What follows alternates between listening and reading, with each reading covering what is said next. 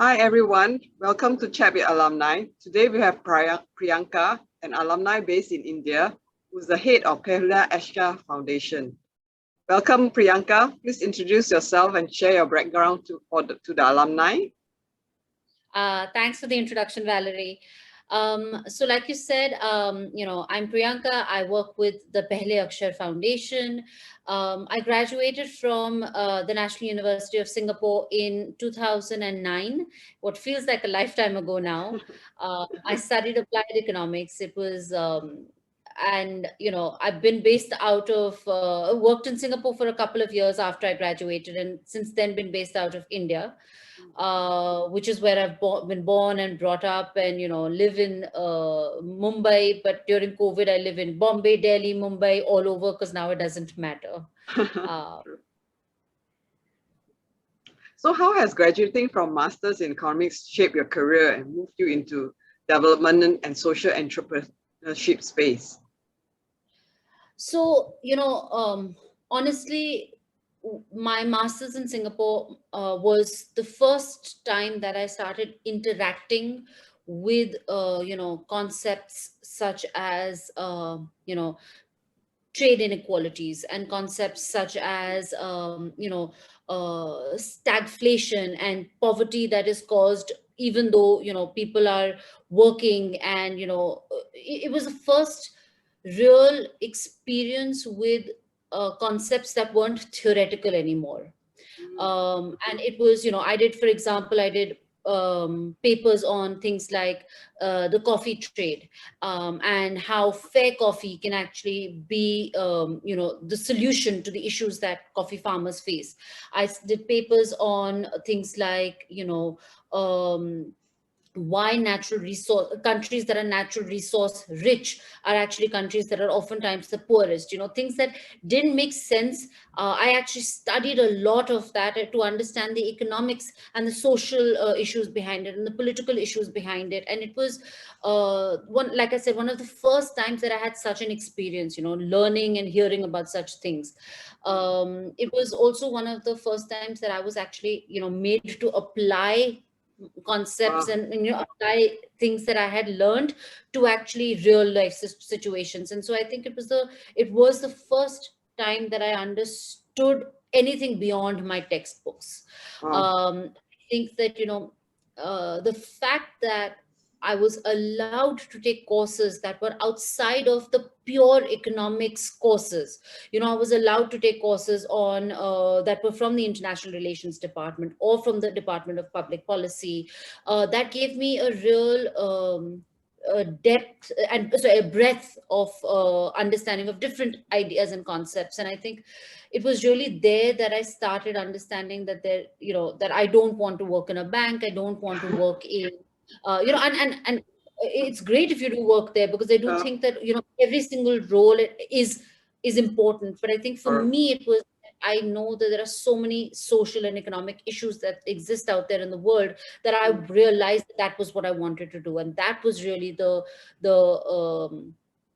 where I wanted to spend the rest of my life and my career. So I think that those courses, those professors, those interactions really helped me understand how theory gets translated into practice and the issues that exist in the real world. yeah, good. Good to hear. Very inspiring that what you learn, you practice in social itself. So what would your advice be to alumni wanting to go into social or NPO space? And how would you like to give back to an alumni looking to connect with you from this interview? So let me start with with the easier question, which is how I would like to connect with alumni.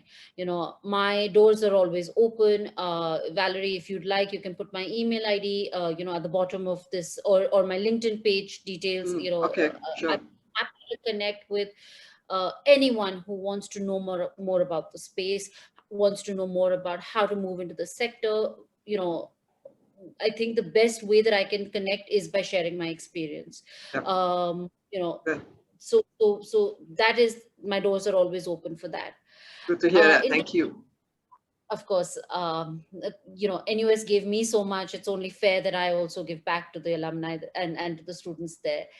I think the harder question is, what would my advice be to anyone who wants to move in this space? Yes. You know, I would start off with saying, know your reasons. Why do you want to move to this sector?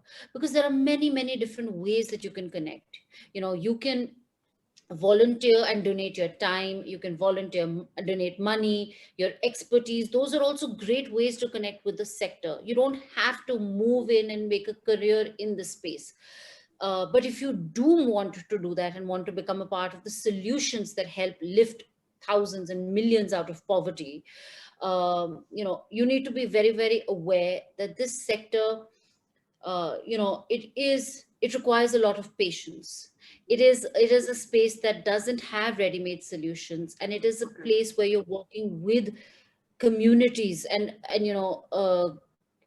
the grassroots you're working with people that are, that don't have much, that are very, very poor, and you have to approach it with respect.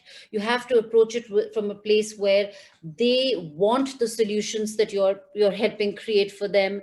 And that can only happen if you have patience. That can only happen if you're willing to, get your hands dirty and do what is required to really, connect with communities and connect with the beneficiaries that we're working with. It's not like the rest of the other sectors where you have ready-made solutions and it's about, delivering them, or even where you're creating solutions. It's a very different world that we're living in here. The Mm. second thing is, and one thing that I personally, uh, really dislike when people move into the sector and have this attitude of a savior complex. You're not Mm. saving the world. You're Yeah. doing this because you have the desire to give back. You have the desire. This role makes you happy. And so I Yeah. think, don't come with this attitude that I know best. In fact, the number of times you will realize that, because you've had privileges in your life, because you've studied in these air conditioned environments, and Yeah. the minute you step out into a village, Yeah. you are actually unable to deal with the realities. And that's why you realize that the local communities that you work with are, they're the ones who actually have the best ideas. And so, the minute you come in with this superior savior complex, you're actually gonna do a lot of disservice to yourself, and you're not really going to make much change. The third thing is that, in this sector there is always a struggle. We're always struggling with funds. We're always struggling with finding good people. We're always struggling with this trust deficit that oftentimes exists about the nonprofit sector, that Mm. you're Yeah. out and you're out Correct. to steal money, all of that. So, Yeah. and finally, there is nothing more satisfying than working in this sector. The kind of impact that you have, the fact that that even the life of one child. I work in the education space. Pehle Akshar looks at education, and the fact that I know that children of first generation learners are being put on a track where they have future employment opportunities that are outside of manual labor or domestic service. Just that, knowing that is what keeps me going. And that is, I don't think any other sector provides that kind of satisfaction and happiness. So, Valerie, I hope that answers your questions. Yeah. Thank you so much, Priyanka, for your sharing. That's a very in-depth sharing of the social entrepreneurship and in the NPO sector itself. It's also eye-opening for me to hear it from you, from your voice, and inspiring of you to learn that in the social economics in the US, and then putting it into practice, and putting it into the social practice in India itself. So thank you so much, Priyanka, for sharing Thanks, this. Valerie. Glad that I could be here today.